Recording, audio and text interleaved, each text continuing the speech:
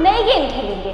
अगर इस सिक्के पर हेड आया तो मैं तेरे एक बेल्ट मारूंगी, अगर इस सिक्के पर टेल आया तो मैं तेरे मारूंगी 2 बेल्ट।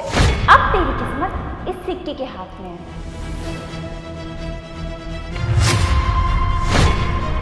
अरे वाह, टेल आया, मतलब आपको 2 बेल्ट पड़ेंगी।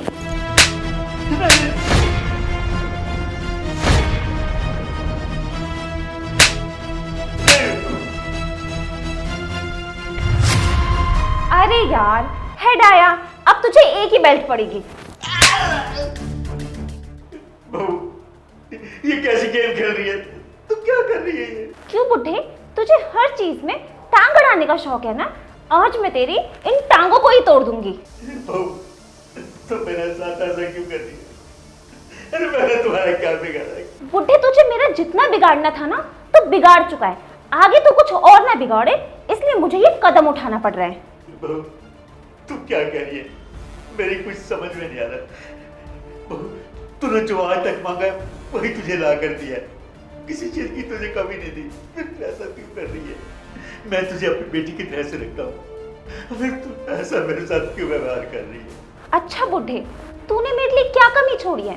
तू मुझे ये बता, तूने आज तक मुझे दिया ही क्या है? एक काम करता हूँ, ये वीडियो साहब को भेज देता हूँ। बहू, तुझे किस चीज की कमी दी है? पूरा भरा पूरा परिवार है, तो तुझे काम के लिए नौकर दे रखा है, ये किस चीज की कमी है तुझे? किस चीज की कमी तुझे नहीं दे रखी मेरी बहू? अरे भरे पूरे परिवार का और इस नौकर का क्या मैं अचार डालूंगी? और तो और तेरा बेटा अगर मुझे कुछ देना भी चाहे ना तो उसमें भी अपनी टांग अड़ा देता है। हेलो साहब, मैंने आपको व्हाट्सएप पे ना एक वीडियो भेजी है, चेक करो। ठीक है साहब को आने में टाइम लगेगा, तब तक तो मेरे से बाबूजी को बहुत मार देंगी। तो काम करता हूँ। तू क्या कह रही है? मेरी कुछ समझ में नहीं आ रहा। अच्छा, बड़ा भोला बन रहा है। अभी जब तेरे बेल्ट पड़ेंगे ना तब तुझे सब समझ आएगा। पता नहीं कौन आया होगा इस टाइम। और सुन बुड्ढे, तू ना ढंग से बैठ जा, किसी को पता नहीं चलना चाहिए यहाँ क्या हो रहा था, समझ गया? सीधा होके बैठ।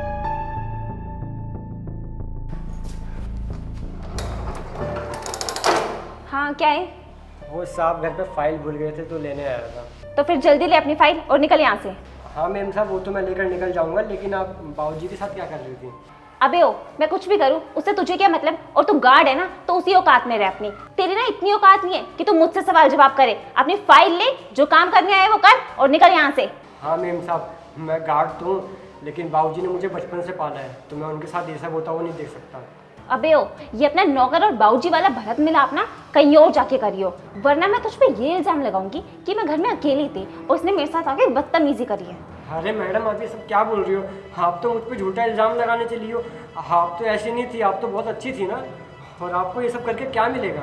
और देखना, साहब मुझ पे इतना भरोसा करते हैं ना, आप जो इल्ज़ाम लगा रही हो ना, साहब कभी नहीं मानेंगे। अच्छा बेटा, तुझे इतना विश्वास है अपने साहब पर कि जो तू बोलेगा वही वो सच मानेंगे? बेटा तुझे ना पता नहीं है, ज्यादातर ना औरतों की चलती है, और अगर मैं थोड़ा सा भी रोना धोना करूंगी ना तो सारा मोहल्ला इकट्ठा हो जाएगा। उसके बाद जो फिर तेरे हाल होगा ना वो तो सोच भी नहीं सकता। अरे नहीं मैम साहब, आप ऐसा कुछ मत करना, मैं बस फाइन लूँगा और चले जाऊँगा। पर एक बार मैं बाबूजी से मिल लूँ। अबे यार, तू ऐसे नहीं मानेगा ना, जब तक मैं तुझे धक्के मार के बाहर नहीं निकालूंगी तो नहीं जाएगा। निकल यहाँ।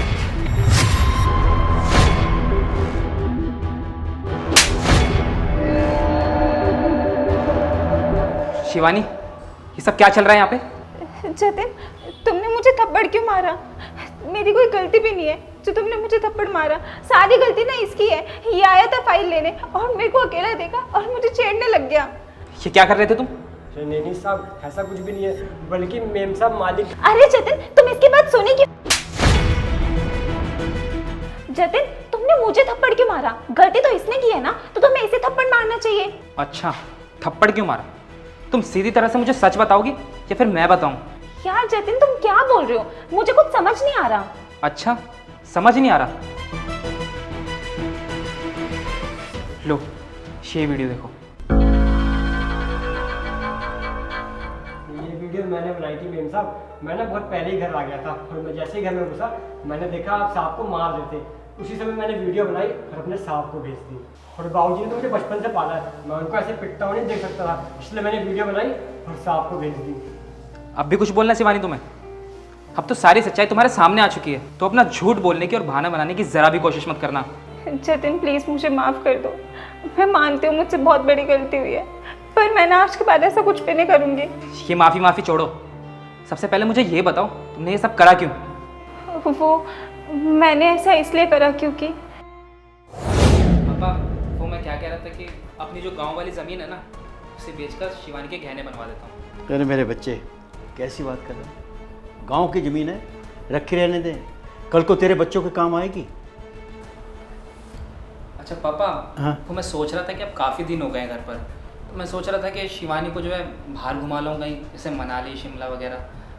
बेटा, अभी तेरी इतनी तनख्वाह कहाँ है? हैं? कहाँ ले जा रहा है? मना ले। क्यों फालतू के खर्चे कर रहा है? रहने दे बेटा।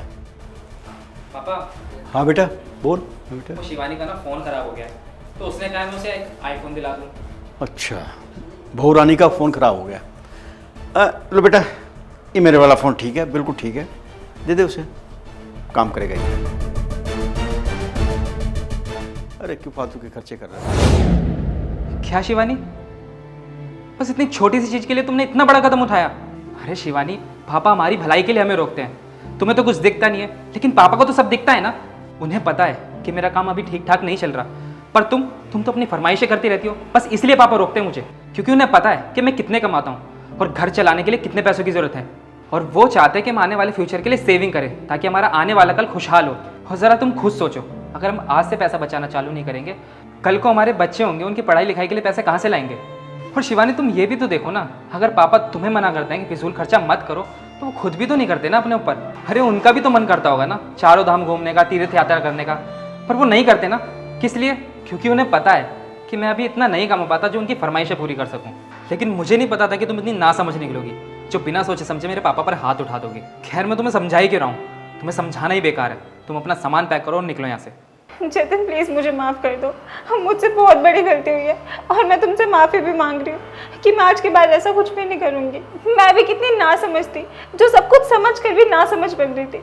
मुझसे बहुत बड़ी गलती हुई है, मैंने तुम्हारे पापा के साथ इतना बुरा किया। मुझे समझना चाहिए था कि वो ये सब हमारे फ्यूचर की भलाई के लिए ही कर रहे हैं, और बड़े जो भी बोलते हैं हमारी भलाई के लिए ही बोलते हैं। मुझे ये सब समझना चाहिए था। पता नहीं भगवान मुझे माफ़ करेंगे भी या नहीं करेंगे।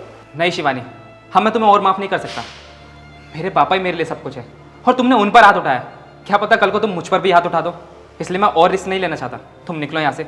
जतिन, ना बेटा, बहू को माफ़ कर दे, बच्ची है, अनजाने में गलती हो गई। अरे ये तो घर की लक्ष्मी है बेटा, लक्ष्मी को घर से बाहर मत निकालो बेटा, सब कुछ ठीक हो जाएगा, शांति से रहेंगे। बेटा, बहू को अपनी गलती का एहसास हो गया है। मुझे उम्मीद है कि आइंदा से बहू ऐसी गलती नहीं करेगी। ठीक है पापा, अगर आप कह रहे हो तो मैं शिवानी को आखिरी मौका दे देता हूँ। और रामू, तू तो बड़ा वफादार था ना इस घर का, तूने मेरे बाबूजी पर हाथ कैसे उठाया? नहीं जतिन, इसको कुछ मत कहो, इसकी कोई भी गलती नहीं है।